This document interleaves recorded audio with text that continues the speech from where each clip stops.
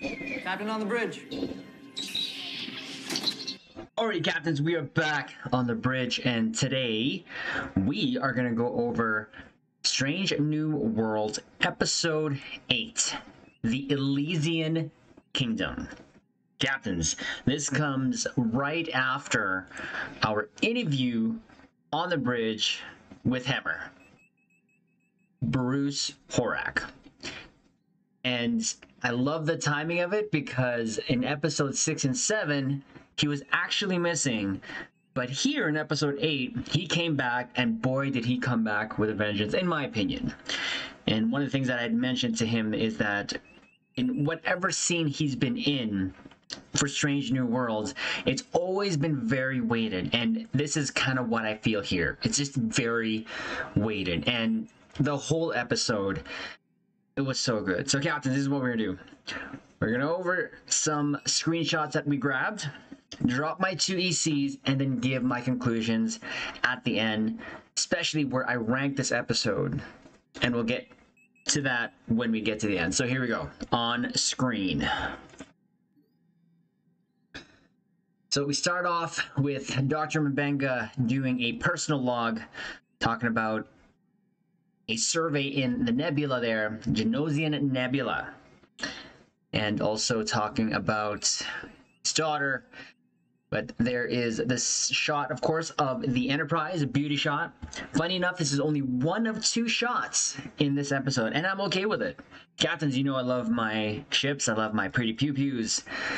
And if we're going to be honest, up to this point, there hasn't been a lot of pew-pews. There has been some, but not a lot. And I'm okay with that. I really am.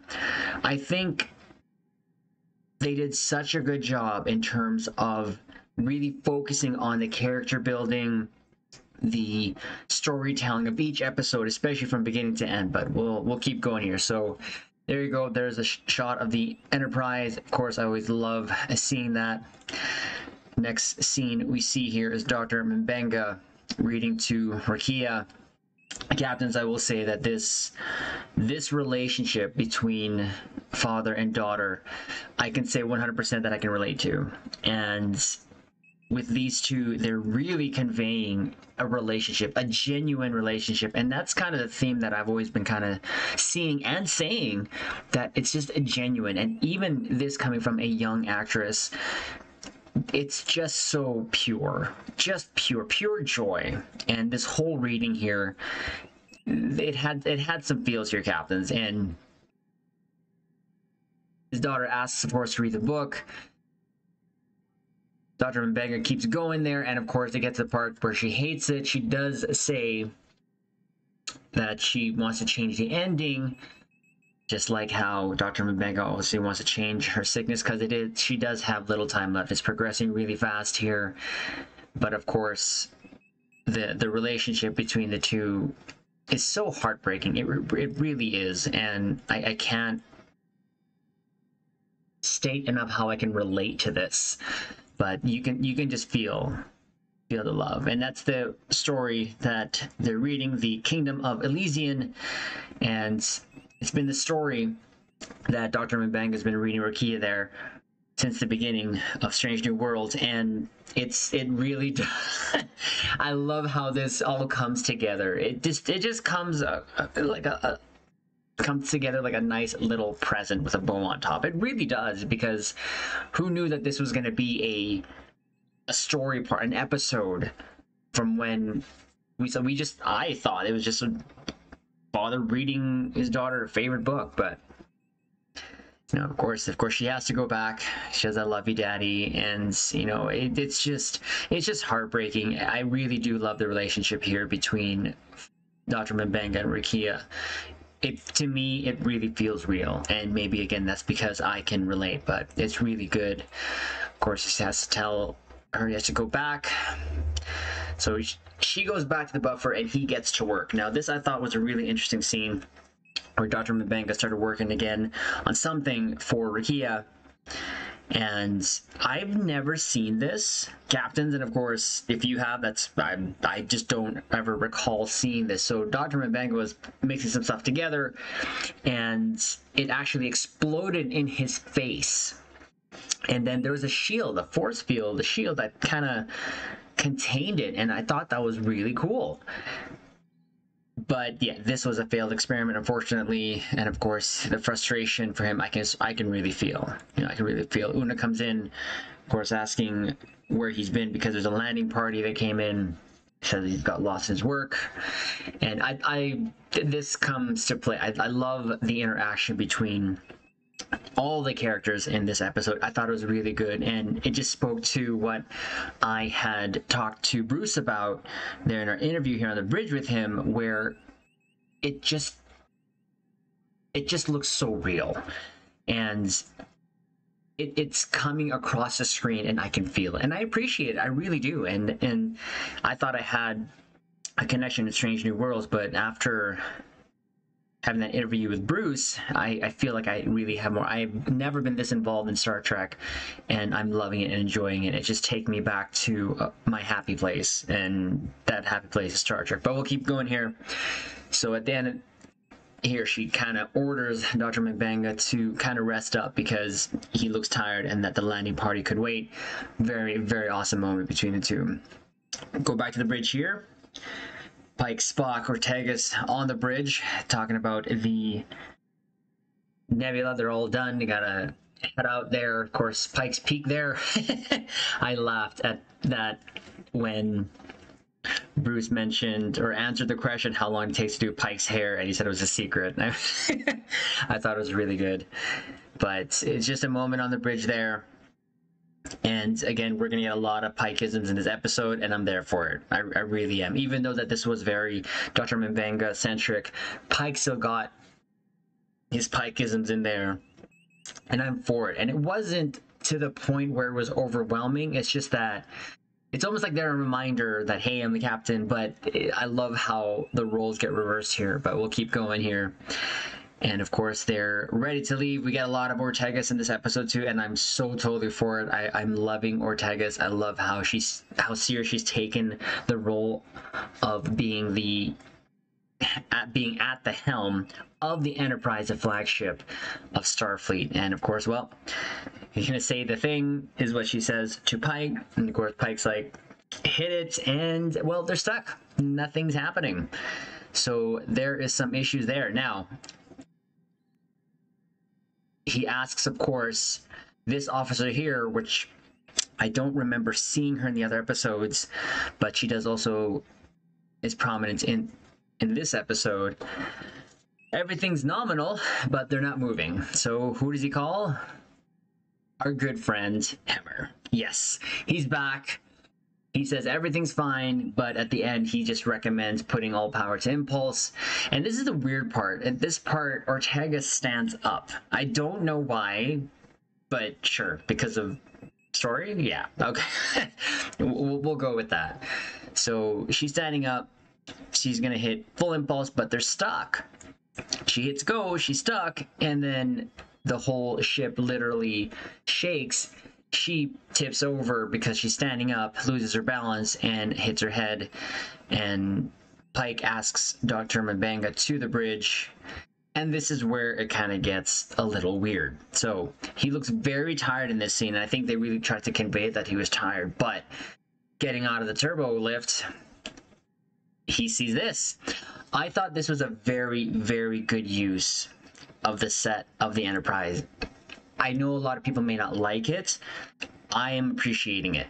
And for what we'll find out as we go through the review / reaction of this, for me it works. For me it works. And we'll find out how and why. But I think, if anything, I don't think they were trying to save money. I just thought it was very creative of them, to be honest with you. But I was for it. Like, you can see here, there's candles, there's like food here. So this kind of takes you back to those days of like Kingdom and all that old days. And I thought it was pretty cute. And now, of course, we get reintroduced to the characters. And Pike's Peak is gone. Pike's Peak is gone. But now they've all changed. And Dr. M'Benga is recognizing that they are coming out of the book that he's been reading, Rukia. Of course, Pike is this sort like his servant, and he says, "My king, my liege," or whatever.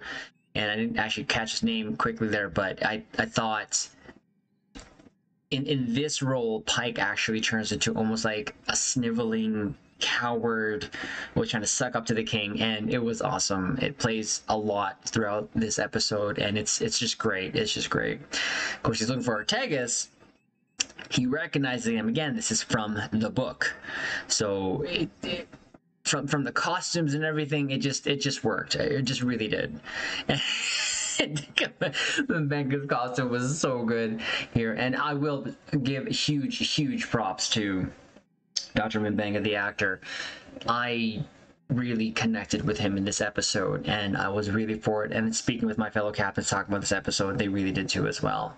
But again, you see the lengths that they went to really dress up every set piece, and we'll see that as we go along. So of course he's asking for Ortegas, and she is now Sir Adia. There you go. Sure. I mean, it works. Yeah, and from what I can gather, looks like Sir Adia Ortegas is sort of the one who protects the king. And again, what really is prominent in this episode is the relationship between Ortegas and Pike, and how it kind of almost reverses the role, because Pike turns to this sniveling, aft kisser, and Ortegas is this tough bodyguard, and it's awesome, the relationship between the two, how they play off each other, and I enjoy it.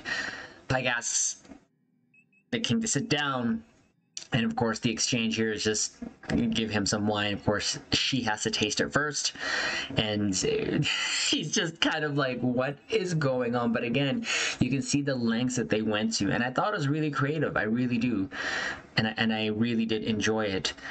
I was still, when I was watching, I'm like, what is, I kind of said, I'm like, what is happening? But they engaged me right away, and I think that's a really good, and Bruce kind of said it, it's the story writing, from the editors and all that, story writers. It's really coming through here, and even something like this that's way out of left field is working.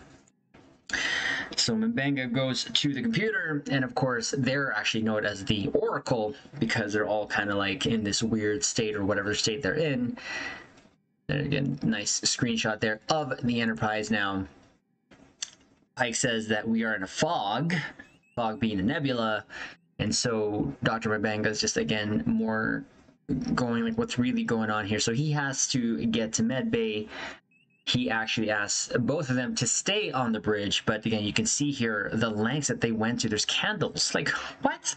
Candles all over the place. I would love to see how long it took them to dress each set piece here, but he goes into the bridge, and I took this screenshot because he rolled his eyes at Ortegas, and again, it kind of, his Pikeisms really just show out, and it's so subtle, yet it just like how I mentioned to Bruce, they're impactful. You can feel his presence, and he sets the tone for every scene that he's in.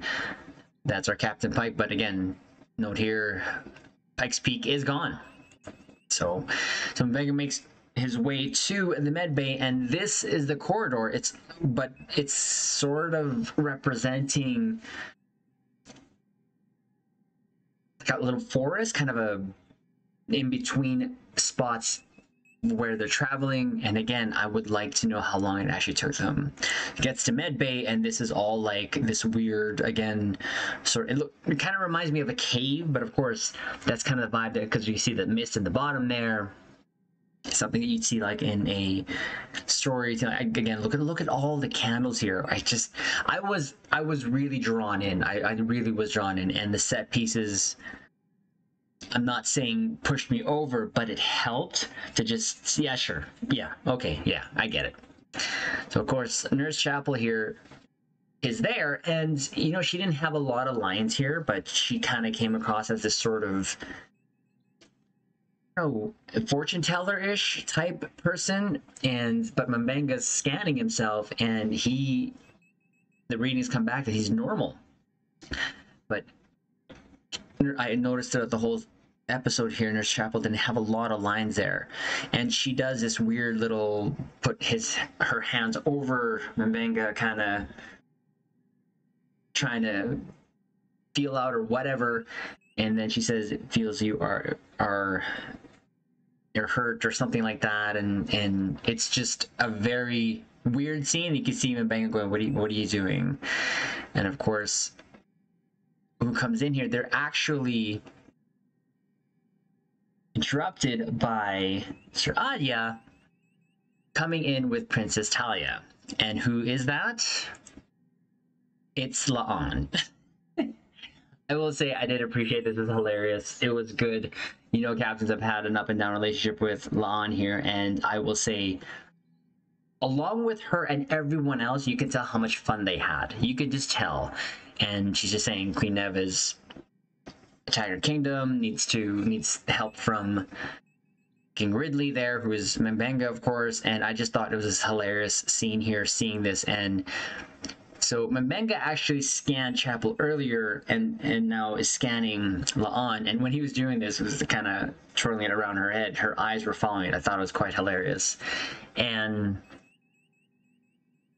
the thing that he found was only elevated levels of dopamine. So that's the only thing that he can find whilst scanning them. And again, you can it's like a weight that is lifted off a lot. Of course, the next episode is probably like super serious, but I was here, I enjoyed it, I loved it. Next thing we have to hear someone screaming in the hallway. Who do we find? It's our good friend Hammer. He is being dragged, and it seems like he is not affected by what's going on. He's asking to be let go, saying that he's going to court-martial them, but of course, you know, he doesn't actually know what's going on. All he knows is, next thing he knows, he's in engineering, and all of a sudden these clothes come on him. They're confronted by Mbenga, Ortega's Chapel, and La'an, of course, and it says La'an is just really leaning into this, and I love it. And apparently this dog that she brought with her is her own puppy, so I thought that was pretty cool. But again, saying Dr. Mbenga to sort of save him, and of course he recognizes who Hammer is in the story, and Kander. Apparently he's one of the wizards, one of the two wizards here that we'll find out who the next one is, and his name is Kander. And there is that officer from the bridge. Now she is the head, I believe, of this Crimson Guard. Again, look at the costume, the details of this. They're just trying to sell it to you, and yeah, that was sold. Of course, there's sort of this confrontation in the hallway. At the end, they still drag Hammer away. I love the use of how Hammer, and even just in that quick scene there, Hammer made a good impression there. But of course, they're asking maybe now, sire, it's a good time to use the Mercury Stone. And he tells them, yeah, I don't got it, but I know who does have it, and apparently it's the Wizard Kander there. And again, look at the expression of La'an there. It's just hilarious. Again, Chapel, not a lot of lines there, but Ortega's was really shining for me here. But again, so now they gotta go rescue Mr. Hammer, because he's the one that knows where the Mercury Stone is. Now, they're back in the briefing room. Again, just a bunch of candles. There's kind of there's like a map on the table there. They're just planning how to get there. It says they're in the dungeon. They got over to the dungeon. I enjoyed this scene because there was just so much back and forth. Again, the face that he makes is just hilarious. There's just so many Pikeisms in this. It's just great and wonderful. But, you know, he orders the two of them to accompany him to get Kander so that they can rescue him and aka Hammer to get the Mercury Stone. He tells them, while we're, that's enough bickering from you two. I can't look at it. Just smiling, these little isms there. I quite enjoy it. And this part here, of course, we saw in the trailer. This was part of some of the trailers that we covered there, Caps, when we were leading up to Strange New Worlds opening there. And here La'an says, well, if you fall in battle, I will sing songs of something, and she just starts singing. Everyone's like, okay, yeah, sure, yeah, okay, all right, yeah, okay. So they go out, they're heading over to Queen Nev to try to get to the dungeon. Here, Ortegas hears something, says someone's in there in the bushes waiting, and who it is our friend Spock. So Spock now has long hair. Sure, I'm for it. And of course, M'Benga recognizes who it is. It's the brother, Kander Pollux. So again, you kind of see here a little of the book doesn't really tell you much other than just little things here and there, but apparently the wizards are brothers. It's Spock. He offers to lead them to a secret passage around this like dangerous swamp, and of course Pikeism's still there. Hilarious. And the secret passage is a Jeffries tomb. it's a Jeffries tomb, sure. I mean, yeah, we're going with that. So they head there, and guess what? They now get to meet Queen Nev, and of course, who's Queen Nev? It is Uhura. Again, I will say everyone enjoyed their part here. You can tell they're just having a lot of fun. Of course, we saw this in the trailer. Queen Nev is literally pissed off because she wants a Mercury Stone, and I took this shot here because, of course, they got betrayed by Spock there, and now they're going to be thrown in the dungeon. But I took this shot because look what they did with the cargo bay. Now, if I'm not mistaken, this is the cargo bay where Uhura and Hemmer was stuck when they were attacked by the Gorn ship, and they had to work together. And I believe also this is where the Starfleet officers' bodies were put in those torpedoes. Also, I believe, but again, just bunch of banners. Funny how it's still the containers there, and it's not like they're trying to cover it. It's just they just changed it and it works, and it's more, a lot of the emphasis was, I believe, just on the costumes and just of course how they're having fun. So, and again, there you go. Like, look at the throne, candles, again, banners, and then this banner there, the behind there with the more Crimson Guards there, or Spock now at the side of Queen Nev. They get put into the dungeon along with Hemmer, and here we see another Pikeism here of him stomping his feet, saying the walls are closing in. Such a sniveling thing of him to do. It was quite hilarious. Of course, Hemmer's asking M'Benga what's going on here, and he kind of explains the situation to him, but M'Benga asks him, how are you not affected? And he says it's probably years of his training for his telepathic abilities there, being an Enar. And having said that, he also did mention that he felt a consciousness in the that was trying to take over him, but again, his training kind of helped him resist. But they come up with a plan here of how to get out, and it's just a transport. No Chief Kyle. Chief Kyle is on shore leave for this episode. So, and again, I love this episode even more so just because Hemmer's back. Because again, I said earlier, 6 and 7 he was gone. So now he's a wizard here, and he does, again, his lines are, the way he delivers them, just so weighted, and I will stick to that because it's just so weighted. But comes up with a plan. He says, hey, I'm pulls out this tool, and he actually is about to get them out of the dungeon, and he says something like, what is a good thing to say, magician to say, is abracadabra, and what is, it's just like almost like a plasma cutter, and they get out. And the first one to get out actually was hilarious. It was actually Pike just needing to get out there, and Ortegas here said to Hemmer, I like the science you're talking about, because you did mention something about science there in that conversation. Loved the costumes. Again, look at Hemmer's robe here, it really detailed, but it was quite awesome, the effort they put into this. And he does a little blow on this plasma tool that he used, which I thought was really cool. And now, of course, the Crimson Guard tells Queen Nev that they've escaped, and she's not happy. So she tells the Crimson Guard something about they're gonna die or something, but she actually sends Spock here to find them so that she can get the Mercury Stone. Now, they're walking Pike's face, I swear. Nice face. He just, again, he's in the background and he's just doing this all with his facial expressions. It's hilarious. But the meets in the middle here, they've escaped, but they're actually met by Spock and the Crimson Guard, and Hammer's like, Spock? And of course, there's Spock and the Crimson Guard. Now, a fight ensues. Ortegas is literally against the Crimson Guard. It was hilarious. And this whole time here, you have, it looks like Sir Adi has got this under control, and he literally runs away. He literally runs away, just so scared, like at full speed. And Hammer's like, really? In the book, he is a coward. So that is... This moment between the two, I absolutely enjoyed, between Hammer and Mbenga.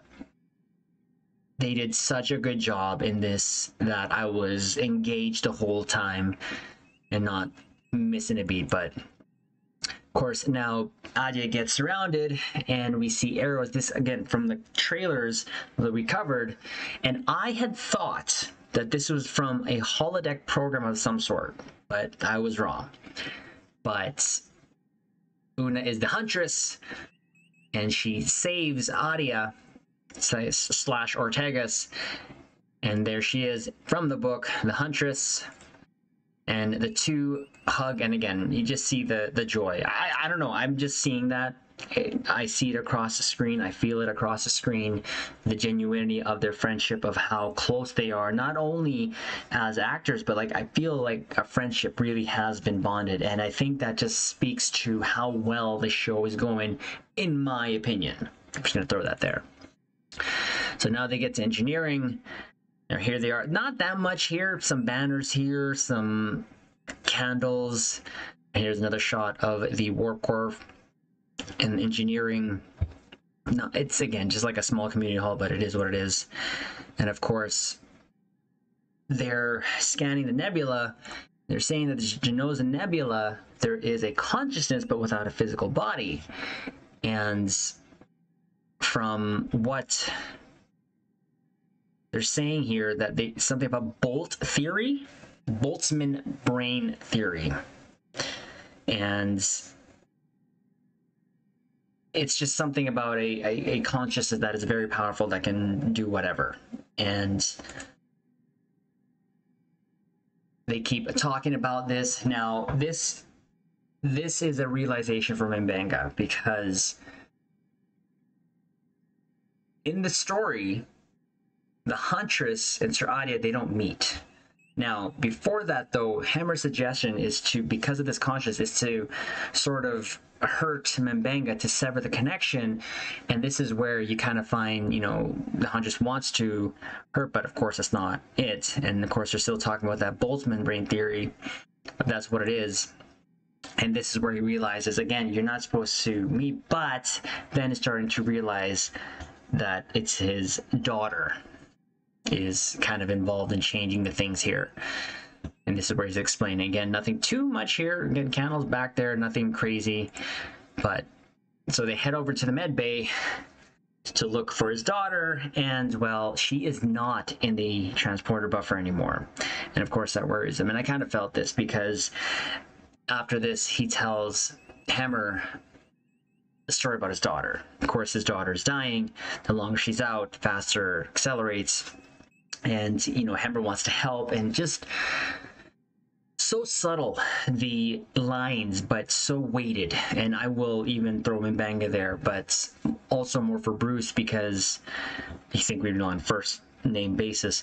But for Hammer, I should say, because it's just so impactful in any scene that he's been in. How it was written, he actually did accredit that to the writer. So, but of course he's got to deliver it still on screen. So he hears, and this is where, you know, he hears Mbenga talking about, but during Mbenga talking about his daughter Rakia, like you can tell the fatherly connection he's trying to sort of, fatherly concern of course. His daughter's dying, and of course now he's worried, doesn't know where his daughter is, and like his eyes just tells it all. His body, his demeanor, his aura, everything, and you know, I was really feeling it. I was really feeling it. Of course, unfortunately, Spock overheard, and he heads back to Queen Nev. Queen Nev realizes now it's his daughter, and now they're gonna have to go get his daughter. But they find Pike, and of course now he has to swear allegiance because he will do anything not to get hurt, and that's all it took. And of course we get the scene from the character trailer that we did, which again, where I said I thought this was a holodeck of some sort, but it's this, what we're watching now. Now we go back to the med bay. Chapel here is cooking up something in her cauldron. I'm not sure what it is. No lines from her here. No lines. So it was just, she was just here. I don't know if it really would have been sort of better if just left her there, but she did add something in my... I love Chapel. I've really grown to enjoy her in any of the scenes that I've seen her in, especially the last episode there with her and Spock. But here she is, she's cooking something up, I don't think it actually even comes to fruition what she's cooking. She's just doing something. I think this is just kind of emphasizing that what she is in the story is what she is here. Now, of course, Bruce finds a communicator, holds on to that bad boy for what's about to happen. Now, they, of course, have to get to his quarters, because that's where his daughter is. Sees Pike. The screenshots that I had to take here for Pike were just hilarious, but again, he's just there. But unfortunately, what happens next, he allows him to go to his room, but well, Pike of course gets him, puts a knife to his neck, and confronted of course by Queen Nev and Spock. Now M'Benga steps forward. This next scene is weird because all of a sudden Pike is there behind Queen Nev, and then now it's just M'Benga, Hammer, and Ortegas. But M'Benga steps forward and says, see, like all of a sudden, just the scene here. But then M'Benga steps forward and says, I will smite, or whatever, I'll bring the power of my kingdom down before you. So he got into this whole little, I felt the Shakespearean vibes for some reason, and I thought it was really delivered. And of course, Bruce says, let me, allow me. He does this talk about sending them to this place where there's monsters and stuff like that, and Spock says, there's no such thing.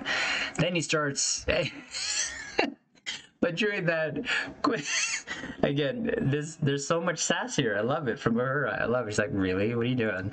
Because he's starting to like breathe deeply, do all these gestures, and M'Benga's just looking at him. But then he pulls out, of course, the communicator, and what does he do? Transports all of them just to the cargo bay, which I thought was cool, and he really leaned into it, and he says one of the lines, the power of science. He's like, is it too much? He's like, whatever. Finally now, M'Benga finally reaches his room, and his daughter's there, and his daughter says, Daddy, you made it. I was watching you, and Captains, this was hard for me. And not hard, it's just, it really resonated with me. And how could you not? When you see this shot was so well done, in my opinion. Now, you just have a simple shot here of M'Benga hugging Rohia, but look at the warm glow, and that's kind of was done on purpose, I think. So I enjoyed, I felt it. My face was starting to leak here. I'm not gonna lie, just the relief on M'Benga, and he actually does scan her, and she's free. She's perfectly healthy. There's nothing wrong with her. And she explains now, of course, to her what's going on. She's got a friend, and the friend is that consciousness in the nebula, and he actually says, this has to stop. I can't doing this. It's hurting my friends. But of course, again, this moment between the two, I really tip my hat off to the kid actress that did Rokia. She did convey this level of innocence, and I loved it, and it really did show 100%. So Hammer comes in now, and he does actually offer to communicate to the entity, this consciousness, and he offers to be the median, and only thing he asks is just to be gentle. Now, up to this point, something that was pointed out by one of my fellow captains there, Goofball, shout out to you, like saying, we've never seen Hammer's antenna move. And I believe that is right. Now, of course, what happens? Well, the antenna start moving.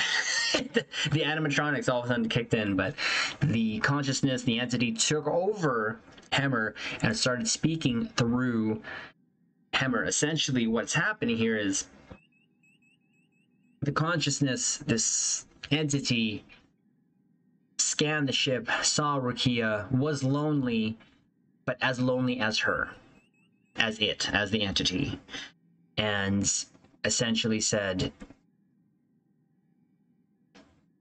oh, it's hard. There's a really good part here because, Mbenga's saying you can't do this, we have to leave, we can't stay here, but of course the entity saying, well, if you go and your daughter goes with you, she will die. If she stays here, she will live. And I thought this next part was really good.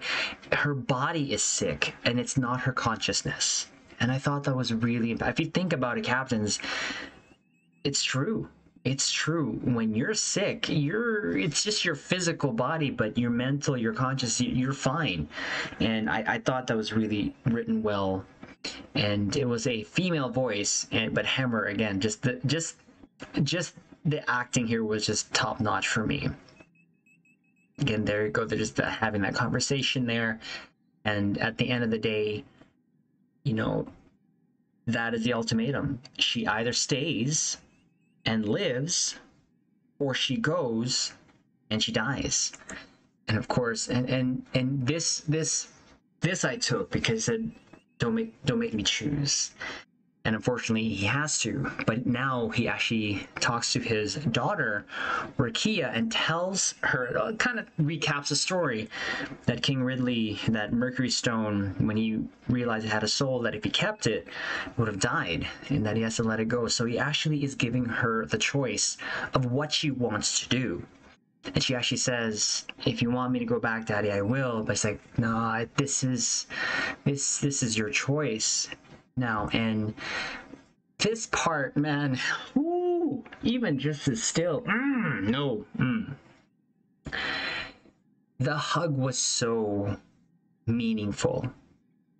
It was so meaningful.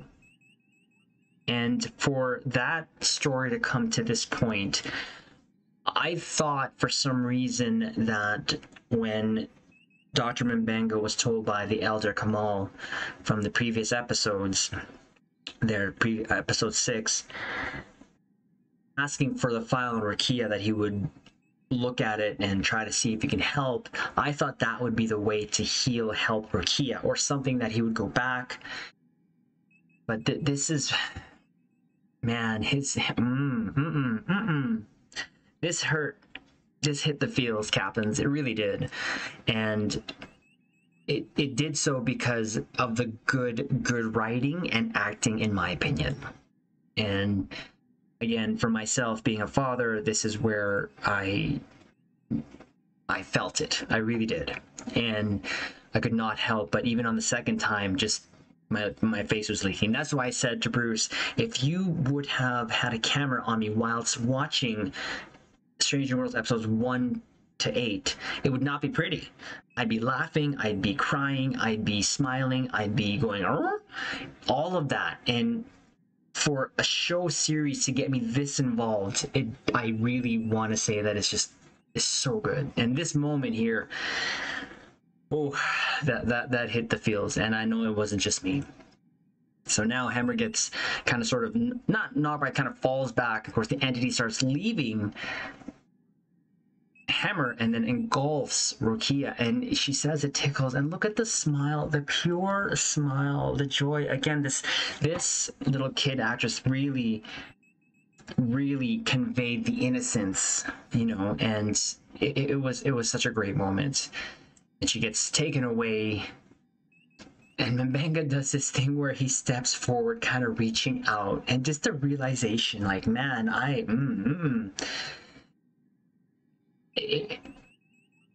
hats off to the actor Mbanga, hats off to the writers. This moment, and it was the music too. The music, it just set the mood. It carried you through the feels, everything, and it really was good. But surprisingly, the next scene here is the actual Enterprise, and I always say that they've respected the Enterprise as a character, the ship as a character in any Star Trek series is always as it gets filmed. And this is just a second shot that we get of the Enterprise, and it's in the nebula. The nebula starts glowing. So I thought everything was going to go back to normal, but apparently a light starts coming back in. And of course, who do we see? Well, it's Rukia. She grows up, and she explains to him that how happy she is, and that mere moments for him was years, obviously, because she grew up. And you know, this again, the way that this was done, no, it was just done right, in my opinion. And of course, this scene here, this was where Rukia said, "I named the entity Deborah," and Deborah is the name of her mom. And he held his heart, and caps, just talking about it. It's so good. It's so good.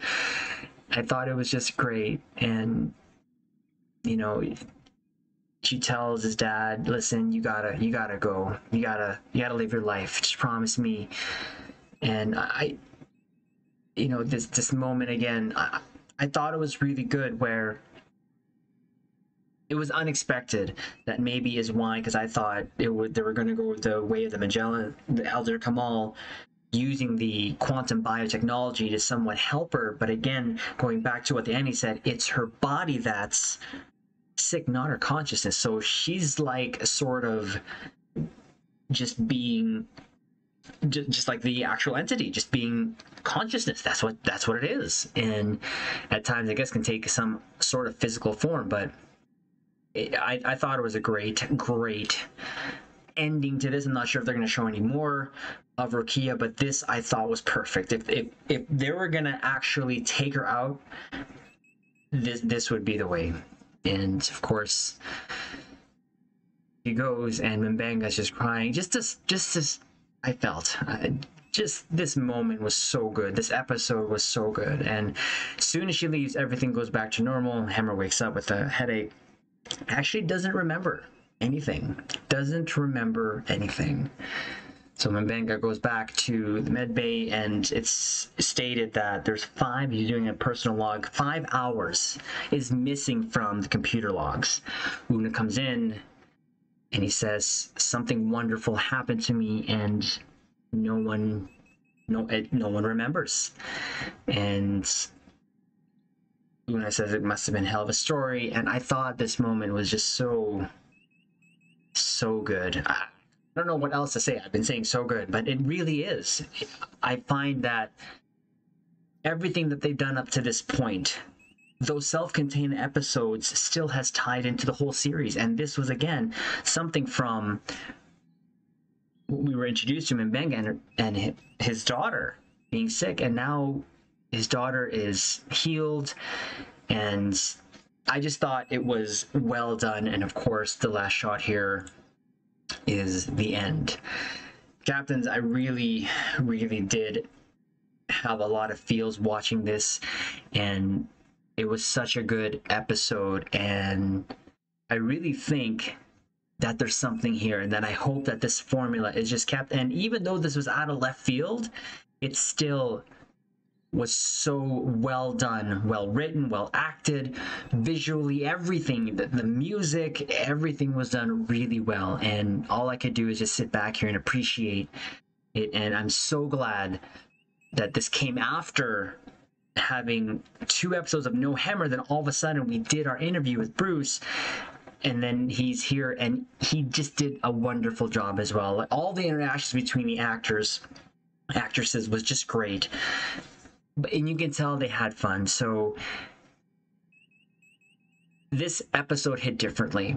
And I'll be 100% honest, Captains, I've been ranking the episodes. Right now, I can't rank this. I really can't. Not yet, at least. So we might have to rank this after episode 9 and or 10, which we'll do is a ranking of everything, possibly. But right now, I still can't. It's been 2 days, and I still can't rank this. And there's so many things that I'm feeling because, again, of the opportunity that we had to speak to Bruce. So that's kind of weighing on me in terms of just and why I haven't yet been able to get this review out is we had to prepare for that. And regardless, we watched this before we did the interview, and I just want to say, take this opportunity. If you're watching this, Bruce, thank you so much. Huge shout out to you. You did a great job here. I am more of a fan.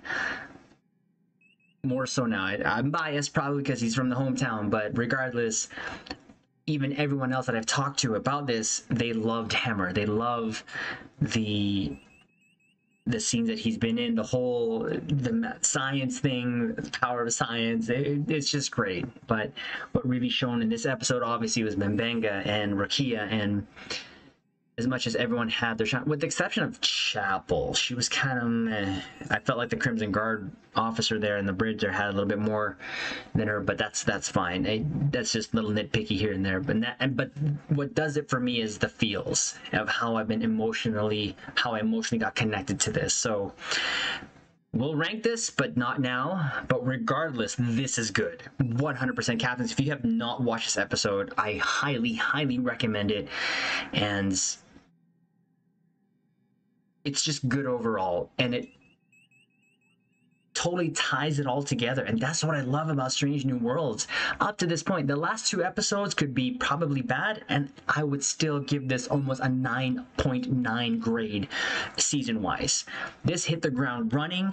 No waiting for it to get good. It was good off the bat. And even this episode that was just so out of nowhere, a slice of life out of left field, it did good. So Captains, we'll rank this as soon as we can rank this when we watch episode 9 and or 10, but know that we are going to finish this. We started this, we're going to finish season 1, especially now that we have really invested a lot of our time emotionally as well into this, just because it's something that I totally believe in and I totally embrace in terms of it being now part of Star Trek and the whole Star Trek family.